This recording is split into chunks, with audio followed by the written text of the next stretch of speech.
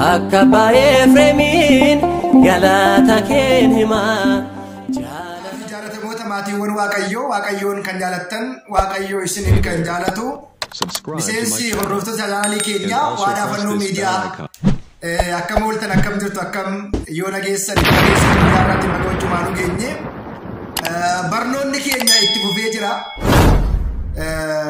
har'as waa'ee fannoo qabannee dhufneerra dubbii fannoo waa'ee warra fannoo beekuuf dhiisaa kan jedhu shakkaan tokko maal jedhee barreessan yeroo darbesi fannoon nu fayyisu fannoon nu gatamuu hin qabu fannoon nu barbaachisaa miti kan jedhu yaada qabne guyyaa har'aa kanas waliin ilaalaa jirra. Guyyaa har'aa kana immoo ammas barnoonni keenya kutaan lammaffaa itti fufa waan ta'eedhaaf Filiphos boqonnaa 3:18 irra dubbii sagalee waaqayyoo jiru waliin eegallee dubbisnee kaaneetu gara barnoota keenya guyyaa har'aatti ceena jechaadha. Innis maal jedha seetanii Filiphos boqonnaa 3 lakkoofsa 18 gubbaa irratti akkana jedha. Dubbii isaa walumaatiin haa ilaallu. Yaa obboloota koo anaatiin fakkaadhaa jedha. Filiphos boqonnaa 3 lakkoofsa 18 gubbaa irratti yaa obboloota koo ani Kiristoosin akkuma fakkaadhu isinis immoo anaatiin fakkaadhaa. Nutis immoo akka fakkeenyaatti akka isiniif taanuuf akkasumas immoo warra nu fakkaatan hunduma immoo ilaalaa hedduun isaanii fannoo Kiristoosiif diinolii ta'anii deddeebi'uu jedha. Fannoo Kiristoosiitiif baay'ooliin isaanii diinoo ta'anii deddeebi'u. Yeroo baay'ee waa'ee isaanii immoo isiniinan jedha. Ammas immoo boo'aa isiniinan jedha. Dhumni isaanii badiidha. Waaqayyo baduu jalaatiin waa oolchu. Maal isaanii warri fannoof diina ta'an warri diina fannoo ta'an dhumni isaanii badiidha jedha. Waaqayyoon kana jalaa nu haa baasu. Warri fannoo ari'atan warri fannoo jibban warri fannoo Kiristoosiif maqaa hin taane kennan dhumni isaanii badiidha. Waaqni isaanii garaa isaaniiti. Kabajni isaanii immoo salphina isaaniiti. Yaadni isaanii yaada biyya lafaati. Nuti immoo biyyi keenya samiidha waan ta'eedhaaf jechuudhaan qulqullichi Phaawulos Filiphos boqonnaa 3:18 irratti ifatti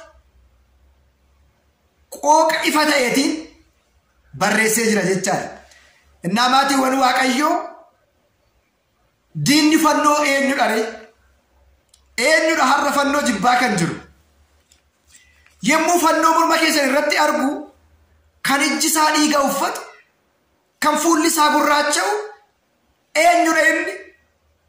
Inni Ahizaabichadha. Inni shakkichadha yookiin immoo manaafiqichadha. Shakkitoonni har'as dhimma fannoof yaada fannoof tilmaama hin taane maqaa hin taane moggaasa hin taane yemmuu isaan kennan hundi keenya dhaga'aatii jira jechaadha. Yaa obboloota koo ani Kiristoosin akkan fakkaadhu isinis immoo anaan fakkaadhaa. Warra nuun deddeebi'anis immoo ilaalaa hedduun isaanii fannoo Kiristoosiitiif diina ta'anii deddeebi'u. Waa'ee isaanii gaddaa bu'aan isiniin jedha. Waaqni isaanii garaa isaaniiti. Hin nyaanna hin dhugnaa malee hin soomna hin sagannaan isaan bira hin jiru. Mee ilaala namoota bara kana keessaa shakkitoota bara kanaa ilaala. Waan argan nyaachuudha waan argan dhuguudha hunduma gadi galchuu malee lakki kun lubbuu koodhaaf ta'a. Lakki kun na fayyada. Kun amantaa kootiif ta'a kan jedhu isaan bira hin jiru. Haa ta'u malee garuu barsiisonni isaanii macaafolii qulqulluu kana gaafa bira gahanii bira darbu moo jecha kana irraa hir'isanii barreessu moo yeroo as ga'an iji isaanii hin jaama waa'ee fannoo kana. Waa'ee biraa haasa'an jiru waa'ee fannoodhaan hedduun isaanii fannoo Kiristoos diinota ta'anii deddeebi'u. Diinota fannoo warri ta'an shakkitoota mitiire. Diinota fannoo warri ta'an warra ahizaabotaa mitiire warra hin amanne mitiire.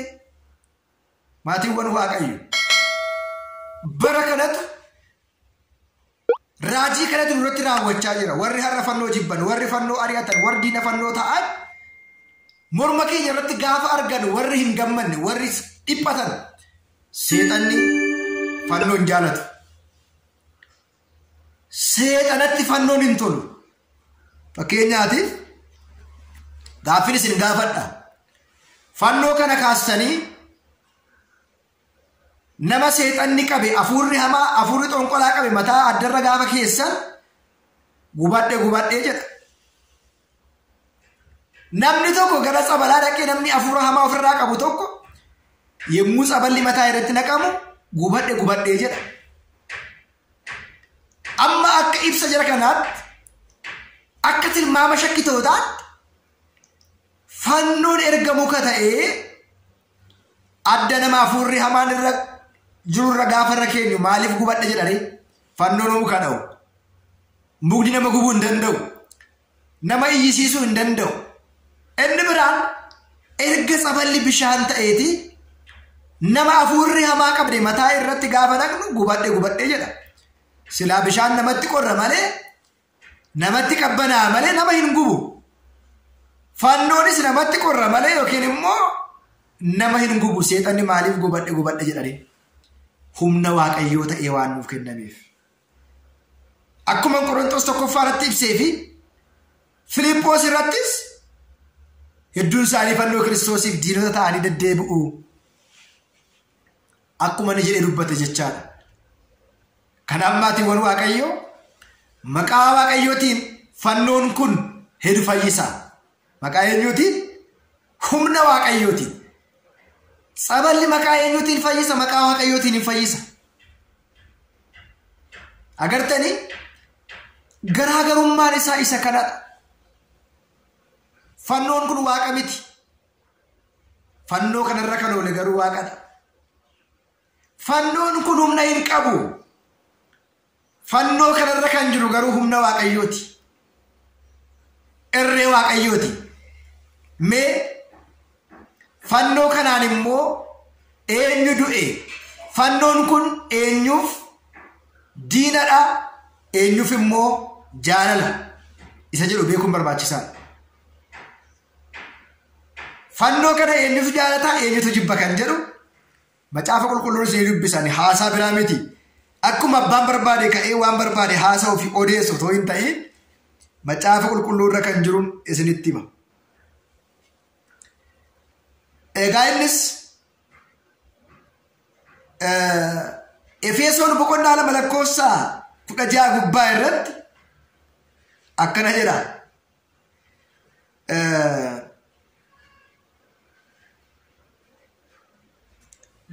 Lola fannoo isaatiin ajjeese jedha. Maal isaatiin ajjeese? Lola fannoo isaatiin ajjeese jedha. Jecha baay'ee nama dinquudha. Innaa shakkitoonni kana nagarree laata? Hin beekne laata? Hin hubanne laata? Lola fannoo isaatiin ajjeese. Ajjeesee isaatiin hunduma isaanii qaama tokko waaqayyo waliitiin akka araarsuuf taasisee jedha.